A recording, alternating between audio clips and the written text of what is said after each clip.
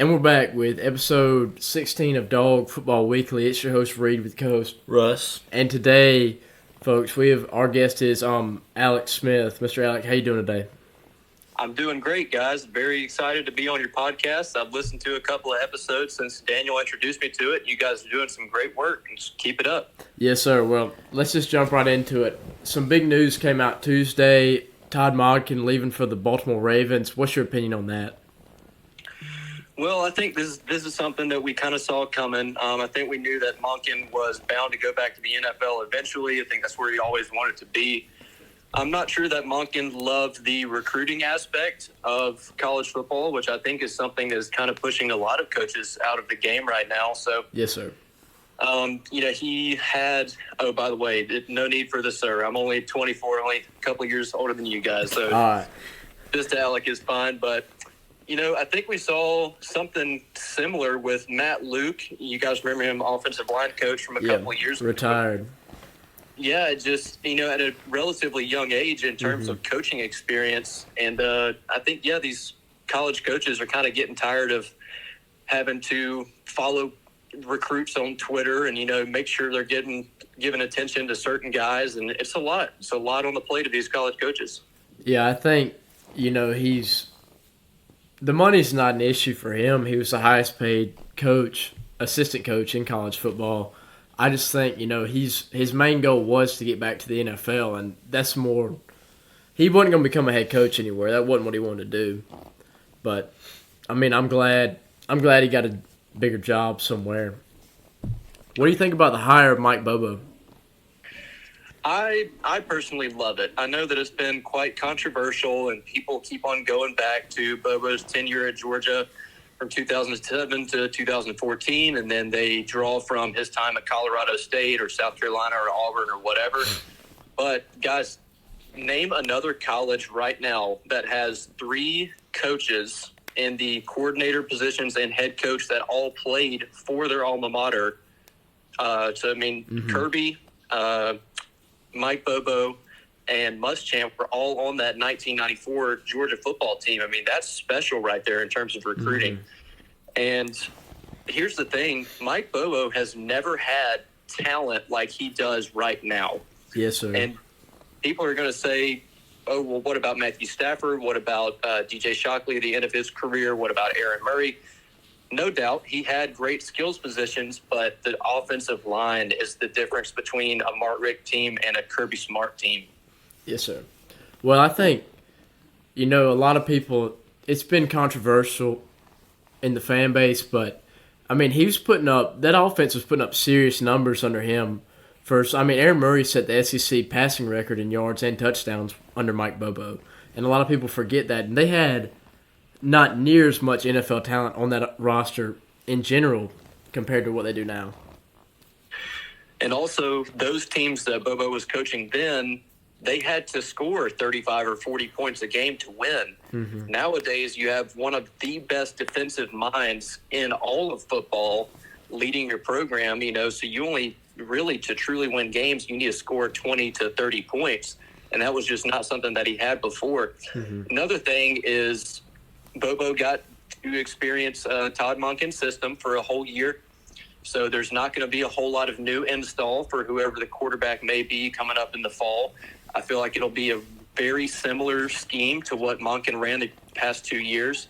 And again, I give all the support and love to Todd Monken. He won Georgia back-to-back national championships, So you can't be upset with the guy. He can go do whatever he wants now because we have 2 rings because of him. Yeah. So we normally ask pretty much everybody who's been on the show, in this off season, what do you think about the quarterback decision?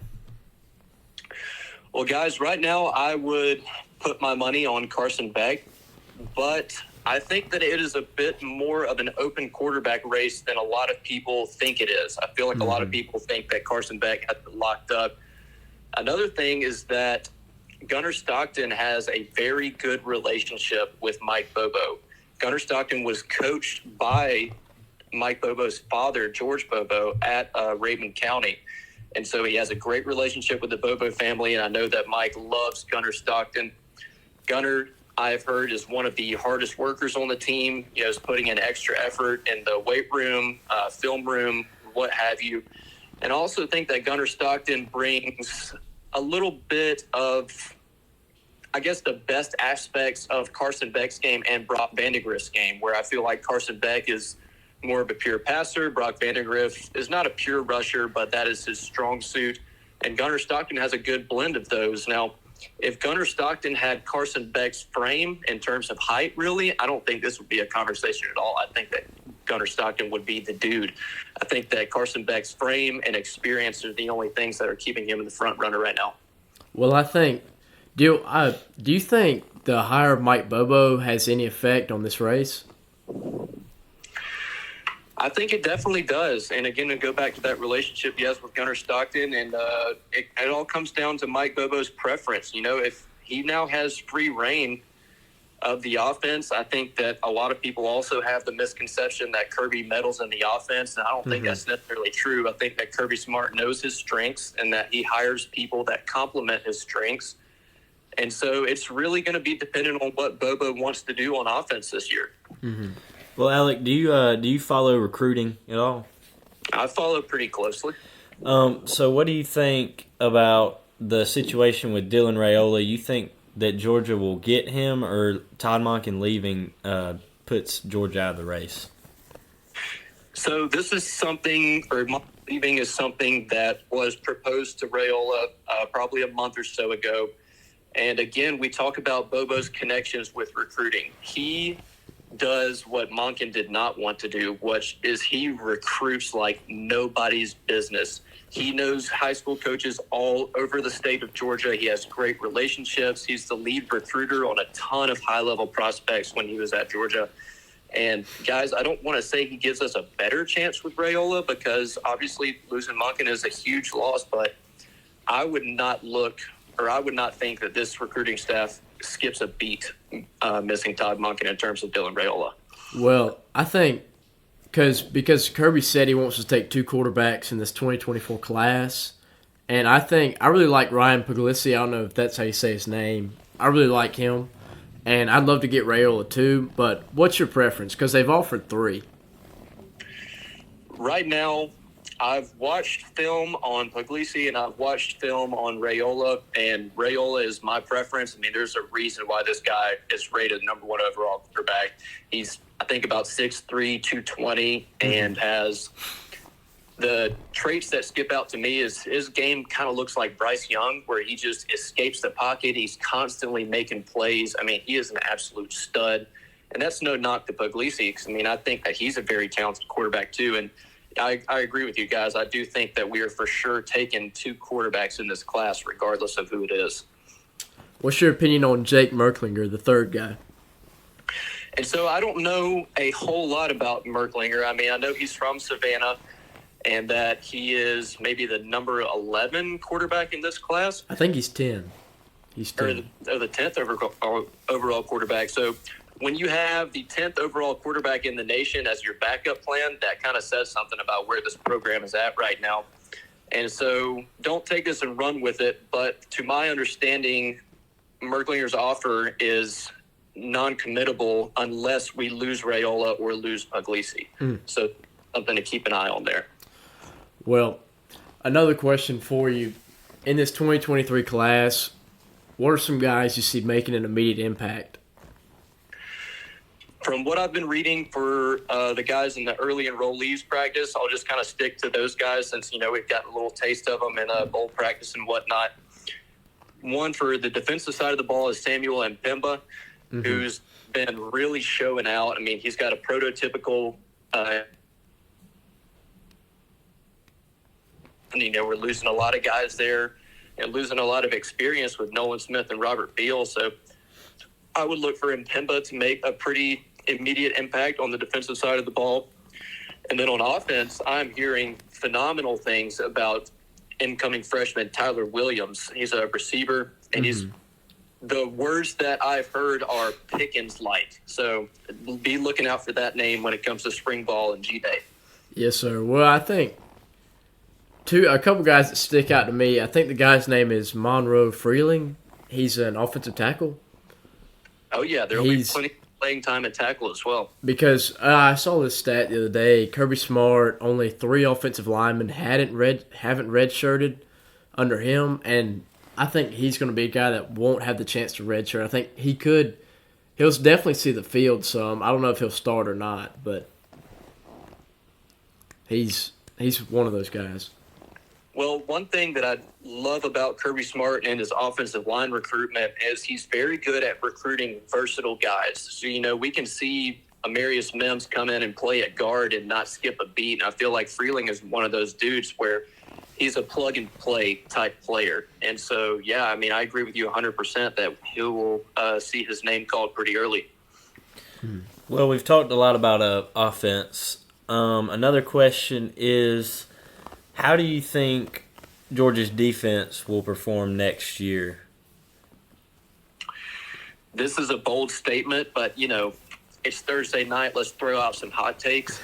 This 2023 defense could be better than the 2021 defense. I 100% agree.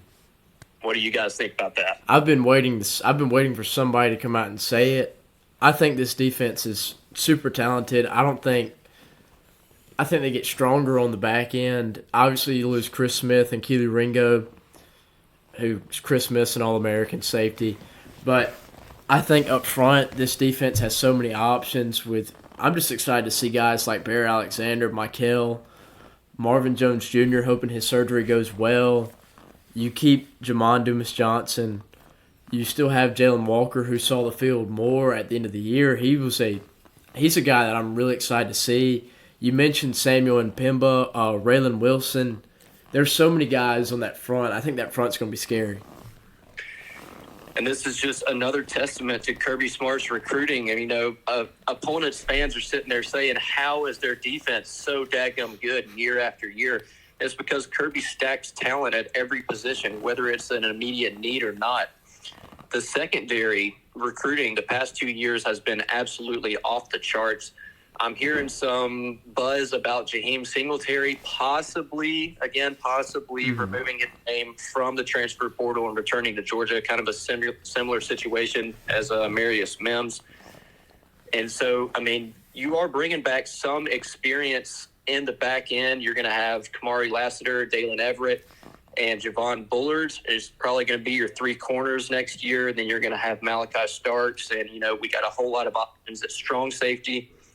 And then, like you said, the front 7 is absolutely loaded. And then going back to what you said about Dumas-Johnson, JDJ could be one of the best off-ball linebackers in college football next year. We're talking about our next Roquan Smith, Nakobe Dean type player, Butkus Award winning potential. I think the guy on that front that's going to make the biggest stride will be Michael Williams. I just think I've read a lot about him the past couple weeks, and he's going to be a guy that if they can find an edge rusher to match him on the other side to where you can kind of take that double team away from him, he's going to be an issue for any team, any offensive line, regardless of who's lined up across from an offensive tackle. And, as good as Georgia's defenses have been the past couple of years, the sack numbers have not quite been there. The pressure numbers are up. Georgia still pressures the quarterback almost like anybody else in the country, but you don't see the sack numbers, and I would expect that to change this upcoming year. I'm going to go ahead and throw out a prediction that Michael Williams gets pretty close to double-digit sacks because, I think he is a freak of nature. Have you seen that? I'm sure you have the clip of him pushing Paris Johnson on the ground and then sacking C.J. Stroud. He's a monster, man. Michael will be a first-round draft pick in a That's a couple true years. freshman. And Paris Johnson's the number 1 tackle on the board right now. That's not a no-name guy. I remember Paris Johnson's recruitment. I really wanted him to come to Georgia because, he's an exceptional talent at tackle. And Michael Williams, again, a true freshman, just bullied him. It's great. I've got one more question. So, obviously, the offense coordinator change happened. What is the role for Brock Bowers? Do you think they include him more in the offensive scheme or less? I would say about the same because I think it's going to be a very, very similar scheme to what we saw with Monken last year. I don't think that Bobo is going to change a whole lot. Now, of course, he'll probably put his own little twists and stuff on there. And, we might see a little more running the ball than we saw with Monken. But with Brock Bowers, that dude doesn't play tight ends. He doesn't play receiver. Brock Bowers plays offense. I mean, you get that guy the ball however you can. And Mike Bobo, he's a very smart coach. He's been doing this for a long time. When you have a player like that, he's going to be utilized. Well, thank you so much for joining us today, Alec. We really enjoyed it. But yeah, man, I appreciate y'all having me on. Send me a link to the podcast. I'll blast it out to all my Georgia Bulldog guys, and keep up the good work, fellas. Yes, sir. Thank you so much. That'll be it for today's episode of Dog Football Weekly. We'll be back Monday, Russ, maybe? Yeah. About Monday.